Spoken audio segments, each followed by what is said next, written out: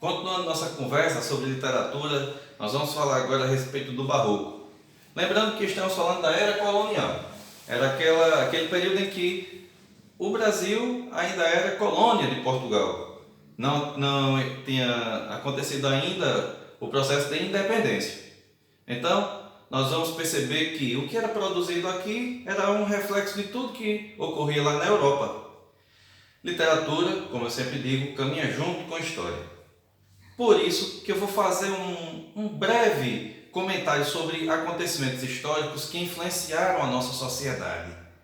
A nossa sociedade, diga-se de passagem, que estava caminhando de início, dando os primeiros passos em direção ao que nós temos hoje. Para começar, eu vou relembrar para todos a questão do domínio espanhol. Domínio espanhol foi quando Portugal ficou sob o domínio da Espanha, tendo em vista aquela história lá do rei Sebastião, né, que depois virou até o mito do sebastianismo, o desejo dos portugueses do rei Sebastião voltar. O rei Sebastião foi morto na batalha de Alcácer Quibir, lá na África, numa batalha contra os mouros, inclusive, todos sabem, e os portugueses almejavam o retorno dele para que libertasse do domínio espanhol. Portugal viveu uma época de grande progresso, né, com as navegações, e por conta disso, as outras nações tinham pretensões de dominar Portugal. Nós sabemos também que a Espanha era uma das grandes potências no mundo europeu nessa época aí, na época de 1600, e uniu o útil ao agradável. Com a morte do rei Sebastião, o tio dele, o cardeal Dom Henrique, né, assumiu o trono. Quando ele assumiu o trono, não tinha herdeiros. Aí uma sobrinha dele, chamada Ana de Bolena, chegou e casou com o príncipe da Espanha. E aí isso deu condições para que houvesse essa união entre Portugal e Espanha. Mas o que é que isso tem a ver com o Brasil? Tudo, tem tudo a ver. Porque assim, a Espanha tinha seus inimigos.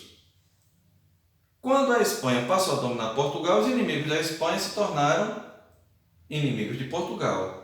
E o Brasil fazia parte de Portugal, por quê? Porque era uma colônia de exploração, era uma colônia portuguesa. E aí nós vamos ver que teve um povo que marcou muito na cultura do nosso povo, que foram os holandeses. Os holandeses eram inimigos da Espanha. Quando Portugal passou a fazer parte do domínio espanhol, esses inimigos da Espanha entraram aqui no nosso litoral e se fixaram em Pernambuco. Foi bom, por uma parte, porque fizeram com que houvesse progresso. Houve muito progresso. Nós sabemos que o Brasil é dividido em capitanias hereditárias, só duas progrediram, que foi justamente a de Pernambuco, né? Também São Vicente. Essas duas capitanias foram as que progrediram. As demais não tiveram o êxito pretendido quando da divisão nessas capitanias. Mas vamos continuar para chegar em literatura, porque por enquanto é só história. Vamos entendendo a história. Vamos lá. A Espanha dominou Portugal, os inimigos da Espanha se tornaram inimigos de Portugal, chegaram aqui no Brasil os holandeses, e os holandeses desenvolveram a cultura da cana-de-açúcar. A economia progrediu bastante. Havia ainda resquícios de conflitos entre católicos e protestantes. Tudo isso trazia uma carga muito significativa para o nosso povo, para o Brasil, porque esses acontecimentos do mundo, né, tinham uma incidência direta, tinha esse reflexo direto aqui. Nós já sabemos que o ciclo produtivo, o ciclo econômico era o da cana-de-açúcar. Os holandeses foram quem desenvolveram muito isso aqui. Quando os holandeses foram embora, os engenhos que ficaram aqui não tinham condições de caminhar com as próprias pernas. O açúcar produzido aqui no Brasil era caro. E aí, os holandeses foram produzir açúcar lá nas Antilhas. Um açúcar mais barato e de qualidade também. E houve um declínio desse ciclo da cana-de-açúcar. Aqueles que moravam aqui tinham os seus filhos e mandavam estudar onde? Em Portugal. Quando eles iam estudar em Portugal, iam naquela expectativa de terminou aquela formação, volta para o Brasil para ser o quê? Dono de engenho. Minha gente, quando eles chegavam aqui, que viram que os pais estavam em más condições financeiras, aí a música, né, mudava de tom. A situação ficava complicada para eles. Por quê? Porque eles esperavam uma coisa, chegaram aqui, era outra. E nisso daí, eles já traziam também uma carga, né, de conhecimentos e também devido àquele contato que eles tinham lá na Europa com as pessoas, né, já traziam consigo alguns conflitos. Um deles, vale destacar, era um conflito de ordem religiosa. O que era pecado? E agora? Eu pequei ou não pequei? Eu estou certo? Eu estou errado? É católico, é protestante? Quem é que está certo? Quem é que está errado? Também havia o movimento do renascentismo. A Contra-Reforma. Havia muito aquela dualidade entre o mitológico e o catolicismo, a mitologia, né, aqueles valores lá da mitologia que eram colocados em contraposição às ideias do catolicismo. Antropocentrismo e teocentrismo. Todo mundo sabe, né? Antropocentrismo era o homem, né, caminhando, sendo o centro de tudo, fazendo aquilo que era conveniente a ele, porque ele era o centro. Já o teocentrismo não. O teocentrismo, o homem tinha que seguir a vontade de Deus. Olha só quantos conflitos. Era um homem que vivia atormentado. E isso refletiu diretamente na literatura. Até agora eu só falei de história. Por quê? Porque a gente precisa entender o que estava acontecendo para poder ver quais foram os reflexos disso. As pessoas começavam a escrever e expunham esses conflitos. Aqui eu destaquei o nome, Gregório de Matos Guerra, popularmente conhecido como Boca do Inferno. As pessoas normalmente só decoram isso, Boca do Inferno, Boca do Inferno. E por que ele era Boca do Inferno?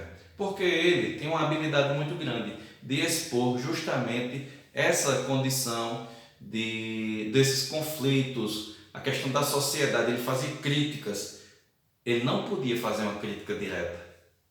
Se ele fizesse uma crítica direta, ele ia sofrer sanções, ia ser perseguido. E como ele teve contato com os artistas do barroco lá na Europa, ele importou, vamos dizer assim, esse estilo. E usava uma linguagem bem complexa. A forma de falar era complexa. Olha só, tem um trechinho, né, de um dos sonetos dele, que diz assim, pequei, Senhor, mas não porque hei pecado, da vossa alta clemência me despido, pois quanto mais tenho delinquido, vos tenho a perdoar mais empenhado. Alguém entendeu? É difícil. Por quê? Porque ele usa uma linguagem invertida. O que ele queria dizer? Senhor, eu pequei, mas eu sei que pecar é bom. Por quê? Porque quanto mais eu peco, mas tu te empenhas em me perdoar. Olha só que conflito. Olha como era a cabeça do homem daquela época. Por quê? Porque ele vivia debaixo desse conflito. Esse conflito que era histórico, que acontecia no mundo todo e se refletiu aqui no Brasil. Ele era o Boca do Inferno porque ele fazia essas críticas diretas. O pai dele era dono de engenho. Quando ele voltou de Portugal, encontrou o pai em uma situação econômica ruim. E aí, como é natural acontecer, nós vemos até nos nossos dias. As pessoas esperam vida boa. Eu tenho esperança nesse governo. Aí quando o governo faz alguma coisa que não é boa especificamente para aquela pessoa, a pessoa já começa a criticar. É natural isso acontecer. Por quê? Porque cada um está olhando para si próprio.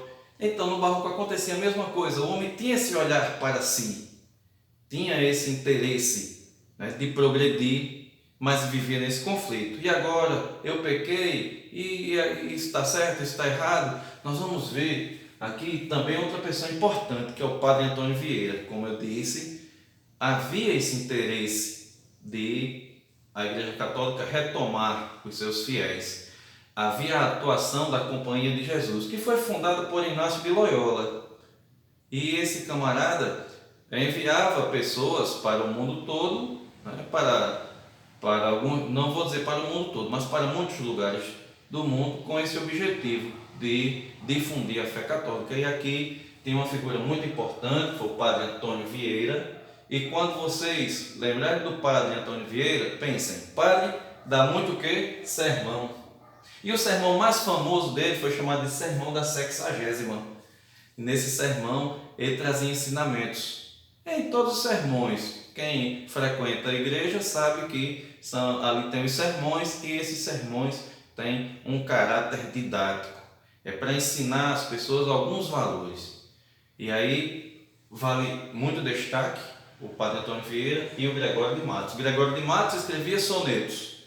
A poesia de Gregório de Matos era lírica, satírica, religiosa. Essa poesia dele tinha sempre esse caráter de chegar e ser bem combativo. Lógico que também houve o lirismo lá no meio, mas o que rendeu a ele o nome, o apelido de Boca do Inferno foi justamente essas críticas que ele fazia à sociedade. Então, o que é que a gente precisa lembrar de literatura para a nossa prova? Barroco, 1600, seiscentismo. Foi logo depois do quinhentismo, 500, 600 e assim por diante. 500, quinhentismo, 600, seiscentismo. Seiscentismo ou barroco. O barroco, a produção literária eram os sonetos e sermões. O que é um soneto? Só para relembrar, soneto é aquela estrutura poética formada por 4 estrofes, 2 quartetos, 2 tercetos, ou 2 quadras, né? E 2 tercetos. As quadras ou quartetos, como o nome já sugere, são estrofes com 4 versos. Tercetos, estrofes com 3 versos, 2 quartetos, 2 tercetos. Quando vocês pegarem algum soneto barroco, vocês vão perceber que a interpretação dele vai estar lá no título. Vão ser títulos grandes: ao braço do menino Jesus, a quem fiéis despedaçaram. De que vai tratar esse soneto?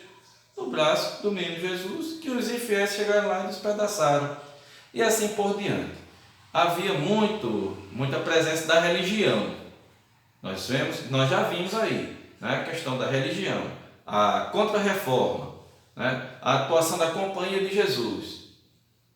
Havia uma tentativa de unir valores opostos. A questão da mitologia contra o catolicismo, antropocentrismo, teocentrismo. Então, coisas opostas. A estética da oposição. O barroco é oposição, é contrariedade. São coisas antagônicas, certo? Então, no Brasil, o cultivo da cana-de-açúcar, o pessoal esperava ficar rico, chegava aqui, estava pobre. Ficou rico, ficou pobre. Então, o Gregório de Matos foi o nome que se destacou. Lógico que tem outras pessoas também. Teve o Bento Teixeira, por exemplo, né?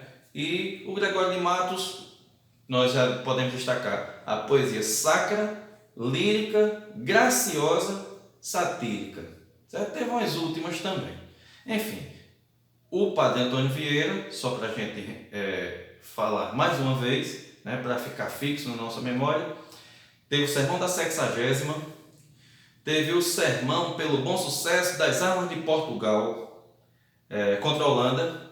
Veja só, ele estava ensinando algumas coisas, olha só, contra a Holanda. Isso aí a gente já remete àquele conflito que havia, né? Porque já em decorrência do que aconteceu lá no início, quando havia a União Ibérica, por assim dizer, que era a União de Portugal e Espanha, os inimigos de Espanha se tornaram inimigos de Portugal. Vamos parar por aqui, já tem muita informação, acredito que isso aí vai ajudar bastante, né, para a prova do próximo domingo.